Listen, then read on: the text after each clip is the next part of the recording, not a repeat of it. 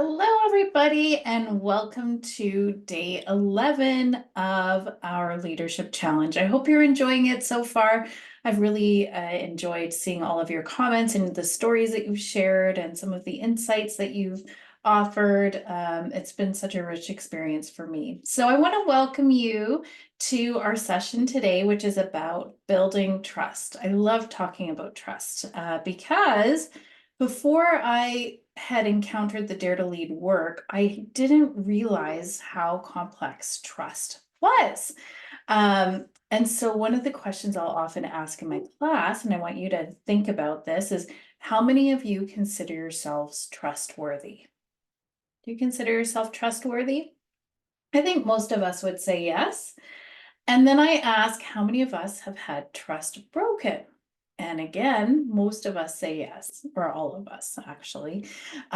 We've all had trust broken, and yet we consider ourselves trustworthy. So, how does that add up? What I love about trust is that it is unique for each of us what builds or breaks trust. So, something that I might consider not to be a big deal could be a huge deal for you. And so, what's important when building trust is to understand what's important with one another so that we can show up in that way. A simple example I'll use sometimes is, lending a friend, let's say $20. For some of us, if we lend it with the expectation it'll be paid back, sorry. For some of us, let's say 3 weeks go by, it doesn't get paid, nothing is mentioned. Some of us would think, no big deal, it's $20. Others might really be upset by that, and that might actually crack a bit of trust. So just a simple example, sorry, I'm still getting over my illness here.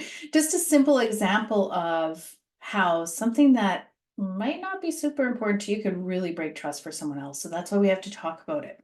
So a simple thing you can do with your team is talk about what builds trust for you in our team and what breaks trust. So just start having a conversation. You can do it as a brainstorming exercise. If you're in person, you can put stickies up, what builds trust, what breaks trust, then you can group the common themes and report back, and then you can develop a team trust charter, which will be a shared agreement for here's how we're going to show up for each other in a way that is trusting.